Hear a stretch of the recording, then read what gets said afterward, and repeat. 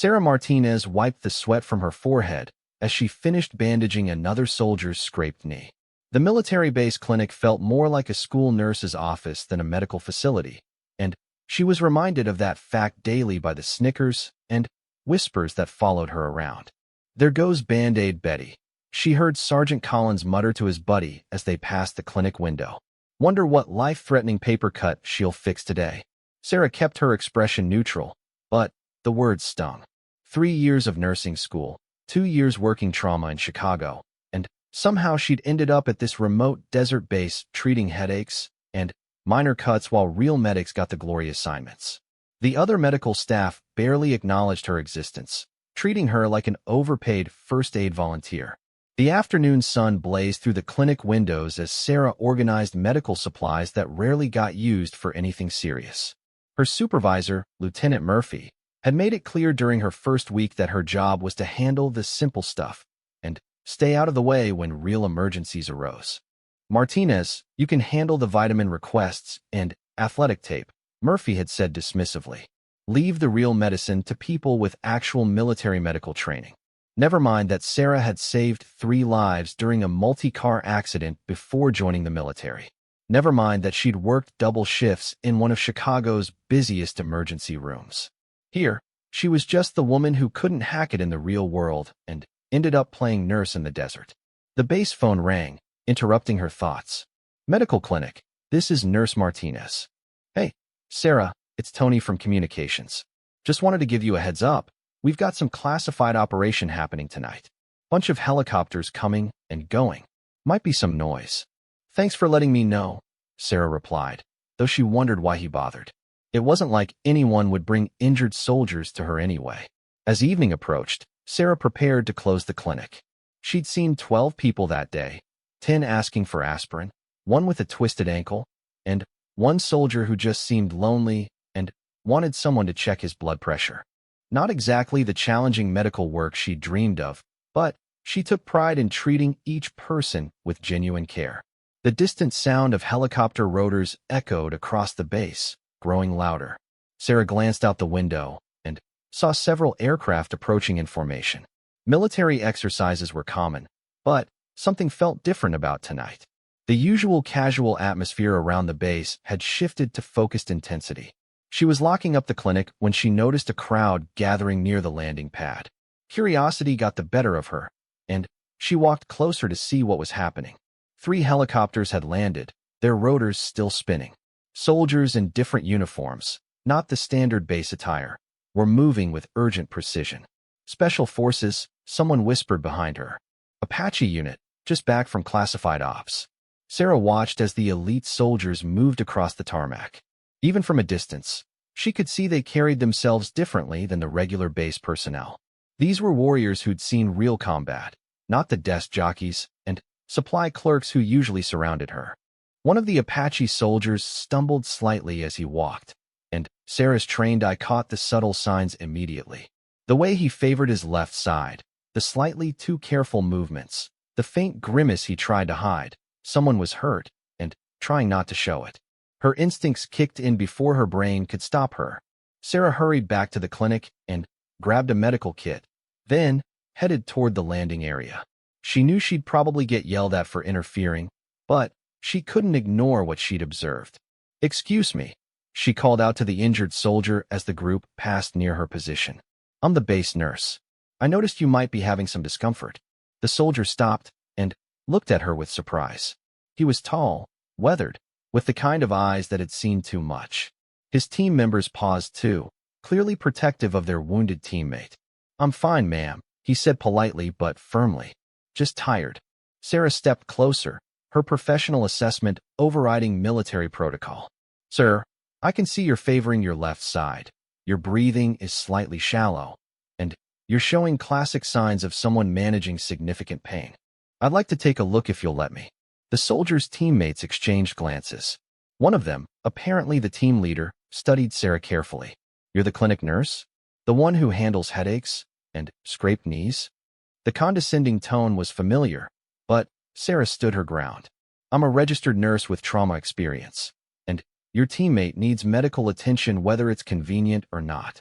It's nothing serious. The injured soldier insisted, though sweat beaded on his forehead despite the cooling evening air. Just took a hard landing during our last op. I'll be fine. Sarah crossed her arms. Hard landing from how high? When was your last tetanus shot? Are you experiencing any numbness, tingling, or loss of sensation? Because if you have internal injuries and you're walking around trying to tough it out, you could be looking at serious complications. The team leader's expression shifted slightly. This wasn't the response he'd expected from the base's supposedly incompetent nurse. Look, miss, another team member interjected. We appreciate the concern, but we handle our own medical issues. We've got protocols. Your protocols don't override basic medical necessity, Sarah replied calmly. And, right now, I'm seeing someone who needs immediate evaluation. You can either let me do my job here, or we can take this to the base commander and explain why a potentially seriously injured Special Forces operative was denied medical care. The injured soldier looked at his team, then back at Sarah. Something in her steady, confident demeanor seemed to convince him. 5 minutes, he said. But not here. Too many eyes. Sarah nodded and led them back to the clinic. As she unlocked the door and flipped on the lights, she was acutely aware that this was probably her one chance to prove she was more than just Band-Aid Betty. She'd either demonstrate her competence or confirm everyone's worst assumptions about her abilities. Have a seat on the examination table, she told the soldier, whose name tag read Phillips. I'm going to need you to remove your shirt so I can properly assess the injury. Phillips hesitated, then complied. As the shirt came off, Sarah suppressed a gasp. His left side showed severe bruising from his ribs down to his hip, the kind of impact injury that could hide serious internal damage. This happened during a hard landing? She asked, gently palpating the area. Phillips winced but didn't pull away. Building collapse, he admitted quietly. Had to jump from the second floor. Landed wrong. Sarah's hands moved with practiced efficiency, checking for signs of internal bleeding, broken ribs, or organ damage. Her training took over completely, and she forgot about the watching Special Forces soldiers, forgot about her reputation on the base, forgot about everything except the medical assessment in front of her. You've got at least 2 cracked ribs, she announced after several minutes of careful examination. Possible internal bleeding, and definitely severe soft tissue trauma. When did this happen?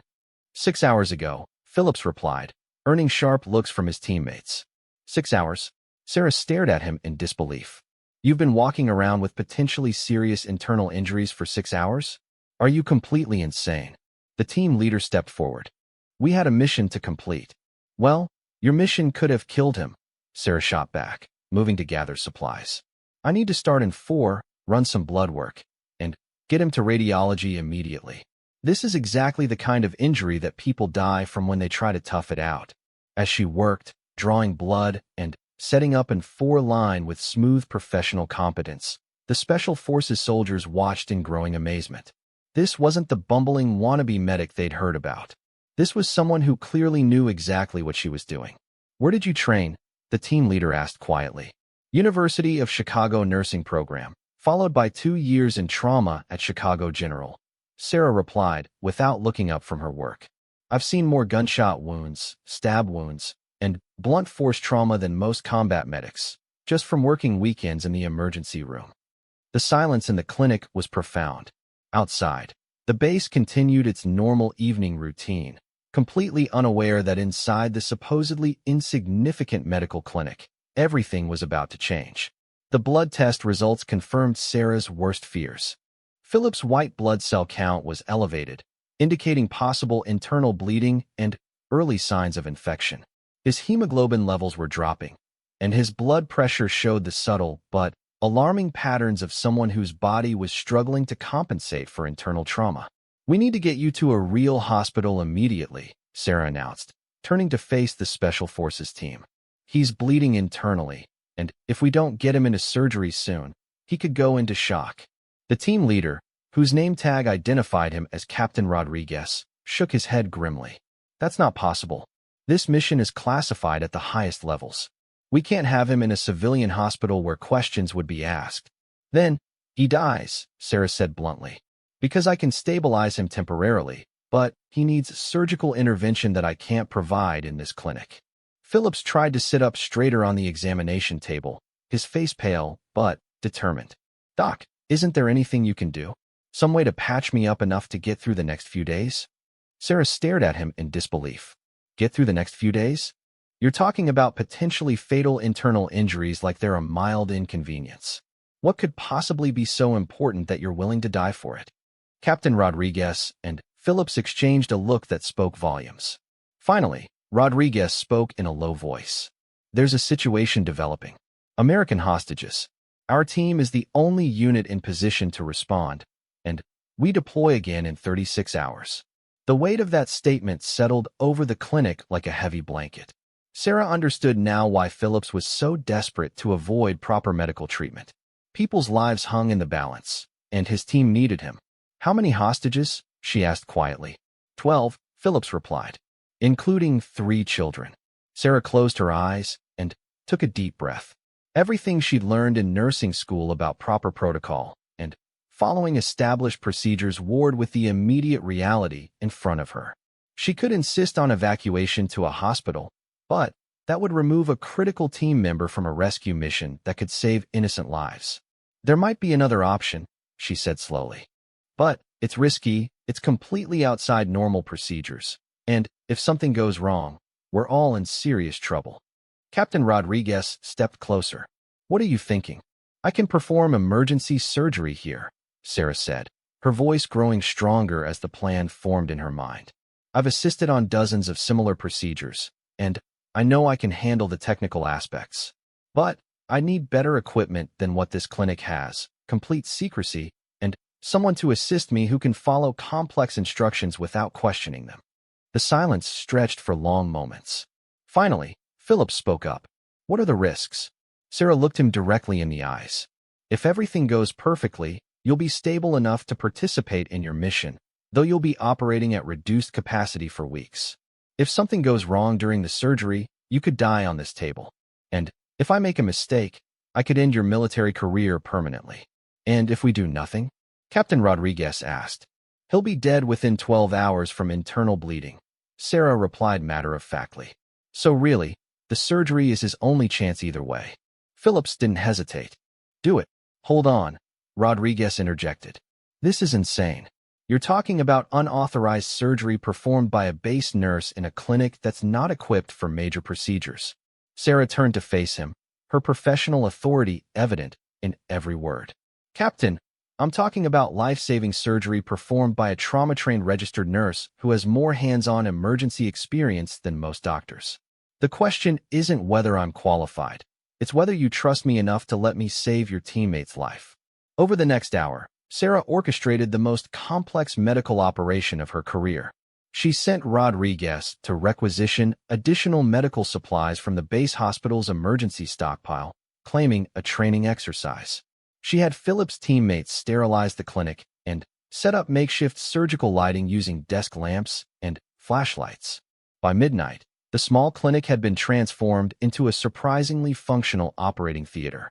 Sarah had changed into surgical scrubs she'd borrowed from the hospital and spent 30 minutes meticulously cleaning and preparing the space.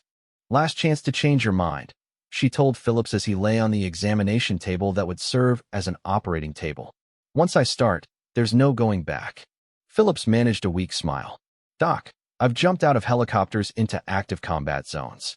I think I can handle trusting a nurse who clearly knows what she's doing. The surgery took 3 hours. Sarah worked with intense focus, her hands steady and sure as she located and repaired the internal bleeding that was slowly killing Phillips. His teammates took turns assisting, following her precise instructions to monitor vital signs, adjust lighting, and hand her instruments. During the most critical moments, when Phillips' blood pressure dropped dangerously low, Sarah's training and experience took over completely. She worked with the calm precision of someone who had faced life and death situations countless times before, making split-second decisions that would determine whether her patient lived or died. Pressures stabilizing, reported Sergeant Williams, who was monitoring the blood pressure cuff. Heart rate's coming down too. Good, Sarah replied without looking up from her work. That means we've stopped the major bleeding. Now I need to repair this torn muscle tissue and close him up. As dawn broke over the desert base, Sarah finally stepped back from the table. Phillips was unconscious but stable, his vital signs strong and steady. The surgery had been a complete success. Is he going to be okay? Captain Rodriguez asked quietly. Sarah pulled off her surgical gloves and allowed herself a small smile. He's going to be fine. Better than fine, actually. I was able to repair everything cleanly. And if he follows recovery protocols, he should heal without any permanent damage. Recovery protocols? Williams asked. What about the mission? Sarah's expression grew serious. That's where things get complicated. He can participate in your mission, but he'll need constant monitoring, pain medication, and someone who understands his limitations. Push him too hard, and you could undo everything we accomplished here tonight. Captain Rodriguez studied her carefully. What are you suggesting?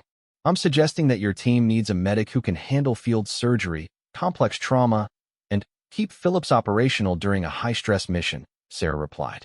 And it just so happens that you're looking at someone with exactly those qualifications.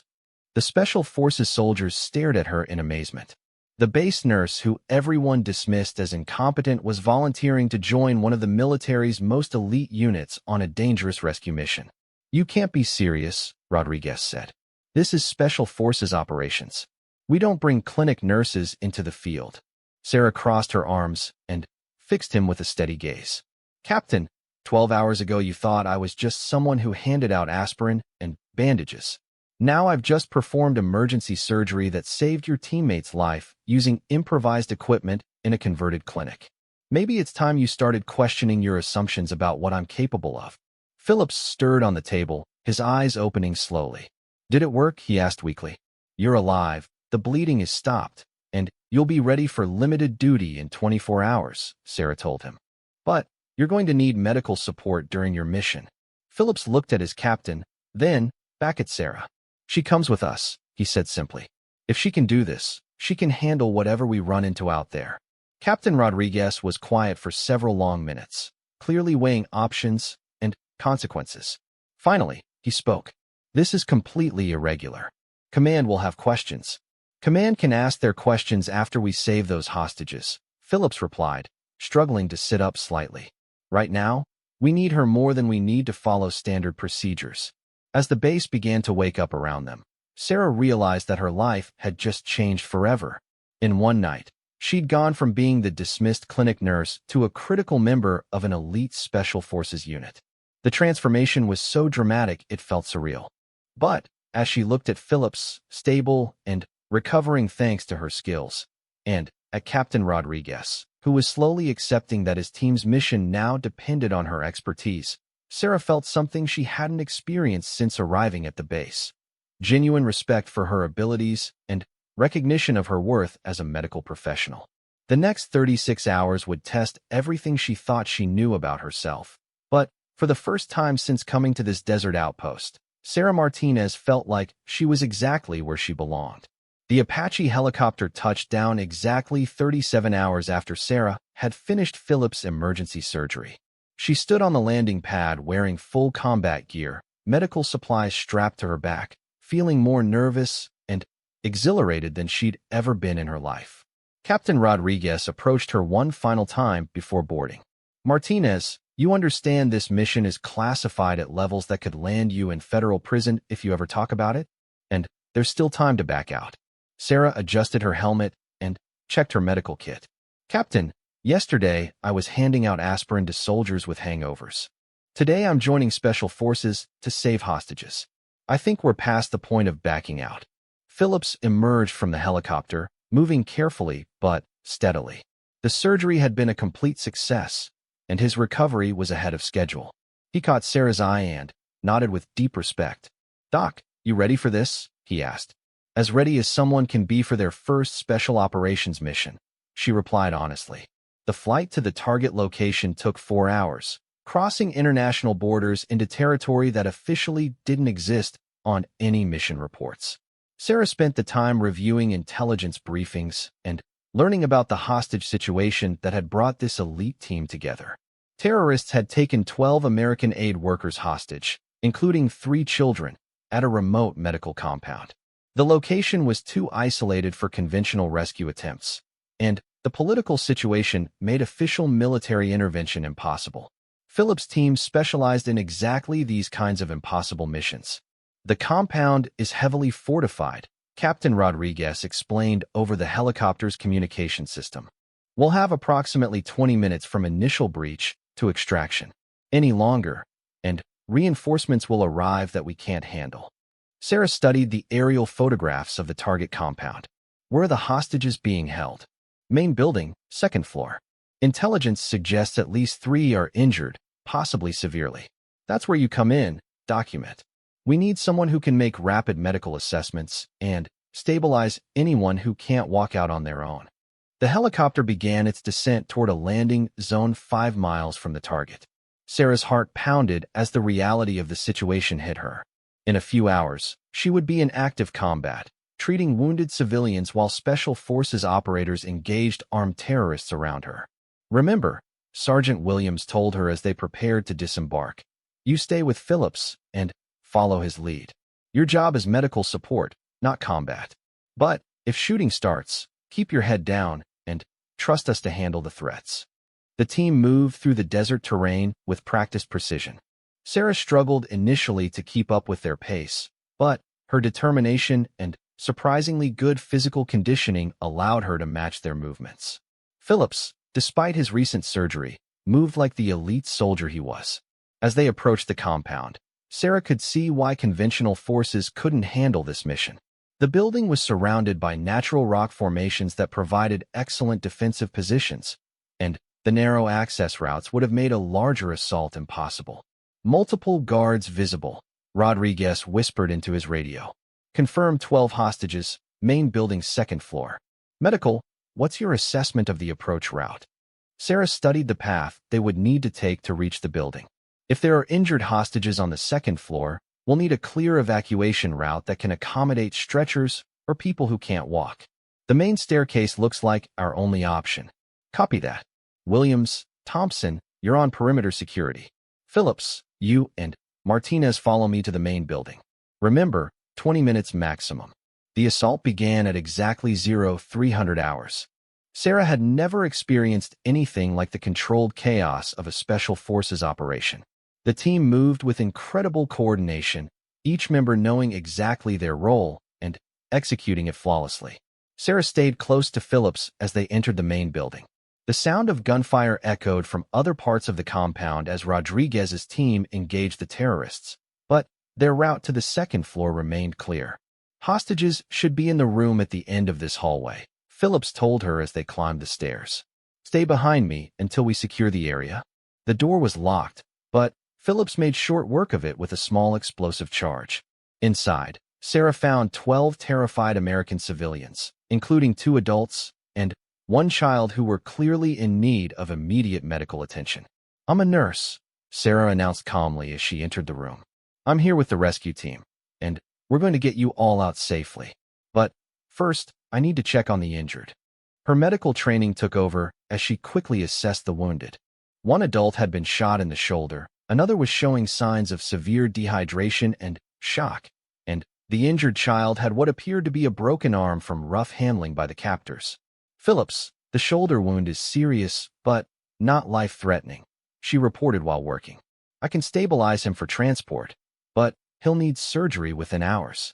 The dehydration case needs 4 fluids immediately, and the kid's arm needs splinting. How long do you need? Phillips asked, keeping watch at the door. Give me 8 minutes, and I can have all 3 stable for evacuation. Sarah worked with intense focus, starting in 4 line for the dehydrated hostage, while simultaneously splinting the child's broken arm and applying pressure bandages to the gunshot wound. The other hostages watched in amazement as she efficiently treated multiple patients simultaneously. Ma'am, are you really a nurse? Asked one of the adult hostages. Because you're working like someone who's done this 100 times before. Trauma nursing in Chicago, Sarah replied without looking up from her work. Trust me, I've seen worse on a typical Saturday night in the emergency room. Over her earpiece, she could hear Captain Rodriguez coordinating with the rest of the team. Perimeter secure, but we've got movement on the access roads. Reinforcements inbound. Estimated arrival 15 minutes. Medical team, what's your status? Came William's voice. 3 patients stabilized, ready for evacuation, Sarah reported. But I need help getting the stretcher cases down to ground level. Copy that. Thompson, get up there and assist with medical evacuation. The extraction was the most harrowing experience of Sarah's life. Moving wounded civilians down narrow stairs while gunfire echoed from outside pushed every skill she'd learned to its absolute limit. But Phillips and Thompson worked seamlessly with her, creating a human chain that got all 12 hostages safely to the ground floor. Transports inbound. 2 minutes out, Rodriguez announced over the radio. Everyone to the extraction point now. Sarah found herself half carrying the dehydrated hostage, while Phillips supported the gunshot victim and Thompson carried the injured child. Behind them, the other 9 hostages followed as quickly as they could manage. The helicopter appeared just as they reached the extraction point, its rotors whipping dust and debris into the air. Sarah had never been so happy to see an aircraft in her life. Getting the wounded hostages aboard required careful coordination, but within minutes, all 12 civilians were secured in the helicopter and receiving additional medical attention from Sarah as they lifted off. All hostages secure, all team members accounted for, Captain Rodriguez announced. Mission successful. As the helicopter flew back toward friendly territory, Sarah worked continuously to monitor her 3 critical patients. The child was stable and would recover completely. The dehydration victim was responding well to 4 fluids. The gunshot wound was clean and would heal without complications. Doc, you did incredible work back there, Phillips told her over the intercom. I've worked with military medics who couldn't have handled that situation as well as you did. Captain Rodriguez nodded in agreement. Martinez, I owe you an apology. When we first met, I thought you were just another base clinic nurse who'd gotten in over her head. I was completely wrong. Sarah looked out at the sunrise breaking over the horizon and felt a profound sense of accomplishment. In less than 48 hours, she'd performed emergency surgery, joined an elite special forces team, and helped rescue 12 innocent people from a terrorist compound. Captain, I think we were all wrong about a few things, she replied, including what I was capable of. When they landed back at the base 6 hours later, word of the mission's success had already spread through unofficial channels. Sarah walked across the landing pad in her combat gear, medical supplies still strapped to her back, while base personnel watched in amazement. Lieutenant Murphy, her old supervisor, was waiting near the clinic building. His expression showed a mixture of confusion, respect, and embarrassment. Martinez, he said as she approached, I think we need to discuss your job assignment. Sarah smiled and adjusted the medical kit on her shoulders. Yes, sir, I think we do. But first, I need to file medical reports on 3 patients, coordinate with the base hospital for follow-up care, and probably sleep for about 12 hours. As she walked into the clinic that had been her workplace just days before, Sarah realized that everything had changed. The base personnel who used to call her Band-Aid Betty now stepped aside respectfully. The medical staff who had dismissed her competence now looked at her with genuine admiration. Captain Rodriguez appeared at the clinic door an hour later, carrying official paperwork. Martinez, I've got orders here transferring you to Special Operations Medical Support, if you're interested. Turns out the military has been looking for someone with your exact combination of skills and experience. Sarah looked around the small clinic that had been the site of so much frustration and, ultimately, her greatest professional triumph. Captain, I think I'm very interested in that transfer. 3 months later, Nurse Sarah Martinez was leading medical training for Special Forces units across 3 continents. She never again had to hear someone dismiss her as just a clinic nurse, because everyone in the military medical community knew the story of the base nurse who performed emergency surgery in a converted clinic and then helped rescue 12 hostages from an impossible situation.